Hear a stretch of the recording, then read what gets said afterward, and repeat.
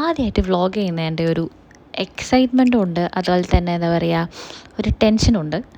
എന്നാലും നിങ്ങൾ ക്ഷമിക്കാം, നമുക്കവിടെ തുടങ്ങാം. ടൈറ്റിൽ കണ്ടതുപോലെ തന്നെ 5 പേര് പോകേണ്ട മൂകാംബിക യാത്രയ്ക്ക് 10 ടിക്കറ്റ് ബുക്ക് ചെയ്ത ഞങ്ങളുടെ യാത്രാകഥയാണ് ഇവിടെ നിങ്ങൾ കാണാൻ പോകുന്നത്. അതിന് മെയിനായിട്ടുള്ളൊരു ഉത്തരവാദിത്തം ഇവിടെ ഉണ്ട്, അത് ഞാൻ വഴിയെ പരിചയപ്പെടുത്തി തരാം. നിങ്ങൾ സൗത്ത് റെയിൽവേ സ്റ്റേഷനിൽ 8:20 ട്രെയിനാണ് കയറിയത്. എറണാകുളം ഓഖ ട്രെയിനാണത്. അത് ഡയറക്റ്റ് എവിടെ പോകുന്നതെന്ന് എനിക്ക് ഓർമ്മയില്ല കേട്ടോ. ഓക്കെ, എന്നായിരുന്നാലും ഇതെന്താ ഈ വീഡിയോ ഇങ്ങനെ അങ്ങ് പറക്കുന്നത്? ഓക്കെ, ആദ്യമായിട്ട് ചെയ്യുന്നതല്ലേ, കുഴപ്പമില്ല, നിങ്ങൾ ക്ഷമിക്കട്ടെ. നിങ്ങൾ വീഡിയോയിൽ കണ്ട പോലെ തന്നെ ഞങ്ങളെല്ലാവരും കിടന്നുറങ്ങി. രാവിലെയായി, എഴുന്നേറ്റിരിപ്പായി. എപ്പോൾ എത്തും? 7 മണിയാകുമ്പോൾ എത്തുമെന്നാണ് റെയിൽവേയുടെ ആപ്പിൽ കാണിക്കുന്നത്. ഓക്കെ, ഞങ്ങൾ ആരൊക്കെയാണ് പോകുന്നതെന്ന് അറിയണ്ടേ? ഞാൻ, എൻ്റെ ഹസ്ബൻഡ് ജിതിൻ, അതുപോലെ തന്നെ ഹസ്ബൻഡിൻ്റെയും എൻ്റെയും ബെസ്റ്റ് ഫ്രണ്ടായ ധനേഷ്. ഞങ്ങൾ +2 ഞങ്ങൾ 3 പേരും ഒരു ക്ലാസ്സിലായിരുന്നു. അതൊക്കെ വഴിയേ പറഞ്ഞുതരാം. ധനേഷിൻ്റെ വൈഫ് എൻ്റെ ഫ്രണ്ടുമായ അർച്ചന. അതുപോലെ തന്നെ ഇരിക്കുന്നുണ്ടല്ലേ വെള്ള ഷർട്ട്, പുള്ളിയാണ് ഈ കഥയിലെ നായകൻ. കാരണം പുള്ളിയാണ് 5 പേർക്കുള്ള ടിക്കറ്റിന് പകരം 10 ടിക്കറ്റ് എടുത്തയാൾ. പേര് സനീഷ്. അതെ, നിങ്ങൾ വിചാരിക്കും, അതെ 5 പേർക്കുള്ള ടിക്കറ്റിന് 10 ടിക്കറ്റ് വേണ്ടേ, അങ്ങോട്ടും ഇങ്ങോട്ടും വരണ്ടേ? പക്ഷെ അങ്ങനെയല്ല, അങ്ങോട്ട് പോകാൻ മാത്രം 10 ടിക്കറ്റാണ് ഞങ്ങൾ എടുത്തിരിക്കുന്നത്. അതെ, 1250 രൂപ 50 പൈസ ഉണ്ടായിരുന്നെങ്കിൽ, അല്ല 1700 രൂപ അത്ര മാത്രം നമുക്ക് ചിലവായിട്ടുള്ളൂ. അത് തന്നെ ആ 10 ടിക്കറ്റിൻ്റെ കാശേ എന്തോരം ഏത്തപ്പഴം കഴിക്കായിരുന്നു. അങ്ങനെ ഫൈനലി ഞങ്ങൾ മൂകാംബിക റോഡെന്ന് പറയുന്ന സ്റ്റേഷനിൽ ഇറങ്ങി. അപ്പം തന്നെ ഈ യാചകരായ കുട്ടികൾ കുറേ ഉണ്ട് കേട്ടോ. ഇങ്ങനെ പുറകെ നടന്ന് നമ്മളുടെ ഇങ്ങനെ കൂടെ നടന്ന് ഇങ്ങനെ ചോദിച്ചുകൊണ്ടേയിരിക്കും, കൊടുക്കണോ വേണ്ടയോ, തട്ടിപ്പാണോ, ഇവരെന്തെങ്കിലും പറിച്ചുകൊണ്ട് പോവോ എന്നൊക്കെയുള്ളൊരു ടെൻഷൻ എനിക്കുണ്ടായിരുന്നു. ഇതൊരു ചെറിയ റെയിൽവേ സ്റ്റേഷനാണേ, ഒറ്റ പ്ലാറ്റ്ഫോമേ ഉള്ളൂ, പക്ഷെ നല്ല തിരക്കുണ്ട്. അങ്ങനെ ഞങ്ങൾ പെട്ടെന്ന് പുറത്തിറങ്ങാൻ വേണ്ടിയിട്ട് നടക്കാൻ തുടങ്ങി. വലിയ ഐഡിയൊന്നുമില്ല, എന്നാലും ഐഡിയുള്ള ഒരു ചേട്ടനുണ്ടായിരുന്നു നമുക്ക്, മുകേഷ് ചേട്ടനാണെങ്കിലോ ലാസ്റ്റ് മിനിറ്റ് വരാനും പറ്റിയില്ല. പിന്നെ ഞങ്ങൾ ചോദിച്ചും പറഞ്ഞും വിളിച്ചൊക്കെ എങ്ങനെയൊക്കെയോ എത്തി. ഓട്ടോക്കാർ നിറയുണ്ട്, പക്ഷേ കുറച്ച് നടന്നാൽ നമുക്കവിടെ ബസ് സ്റ്റാൻഡ് ഉണ്ട് അത്ര. അവിടെ നിന്ന് ഡയറക്റ്റ് നമുക്ക് മൂകാംബിക ടെമ്പിളിൻ്റെ അവിടത്തേക്ക് എത്താൻ പറ്റും.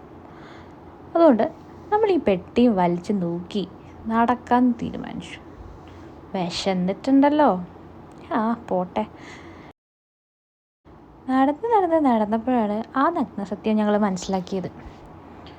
ചെറിയ ദൂരമൊന്നുമല്ല, അത്യാവശ്യം നടക്കാനുള്ള ദൂരമുണ്ട്.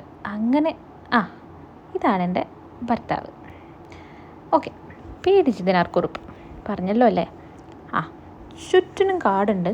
ഒരു 7 മണിയൊക്കെ ആയപ്പോഴത്തേക്ക് ഞങ്ങളവിടെ എത്തിയിട്ടുണ്ട് കേട്ടോ. അങ്ങനെ ഞങ്ങൾ നടന്ന് അവിടെ ഒരു ബസ് സ്റ്റോപ്പുണ്ട്. ആ സ്ഥലത്തിൻ്റെ പേര് എനിക്കറിയില്ല കേട്ടോ. അങ്ങനെ ഞങ്ങൾ ബസ്സിൽ കയറി. നല്ല തിരക്കുണ്ടായിരുന്നു. തിരക്കെന്നൊക്കെ പറഞ്ഞാൽ അമ്മാതിരി തിരക്ക്. എല്ലാം മലയാളികളാണ് ഇത്ര. ഇപ്പോൾ വെക്കേഷൻ ടൈം കൂടെ ആണല്ലോ. അങ്ങനെ ഞങ്ങളും പിടിച്ചൊരു സീറ്റ്.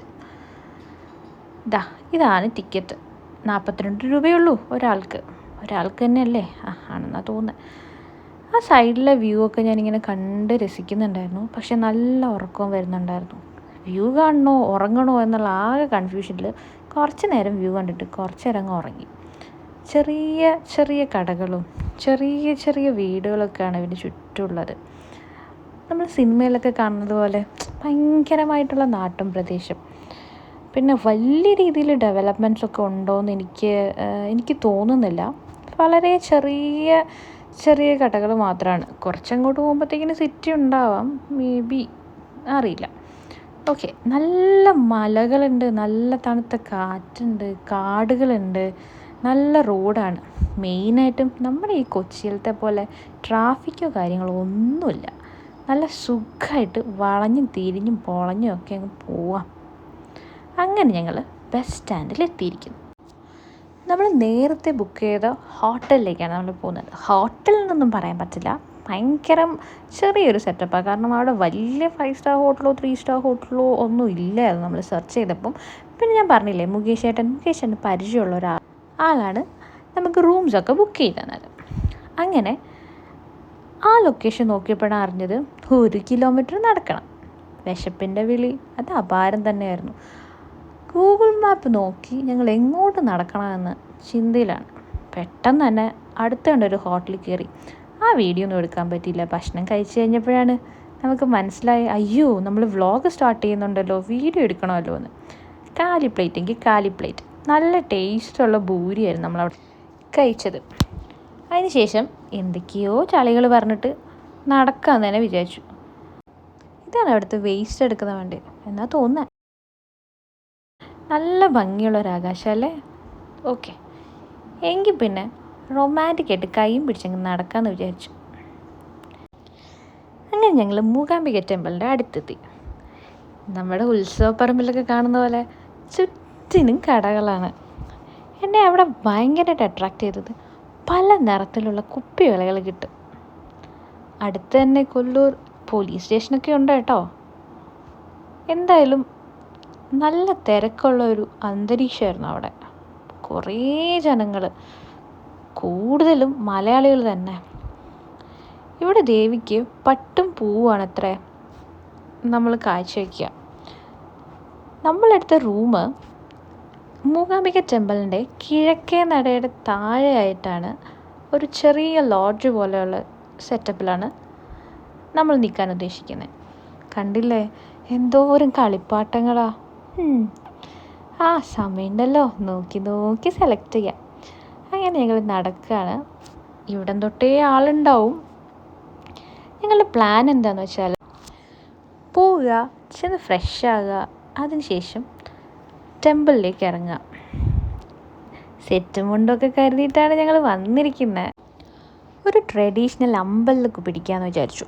പക്ഷേ ഇന്നല്ല, നാളെ രാവിലെ. ഇതാണ് മൂകാംബിക ടെമ്പിൾ.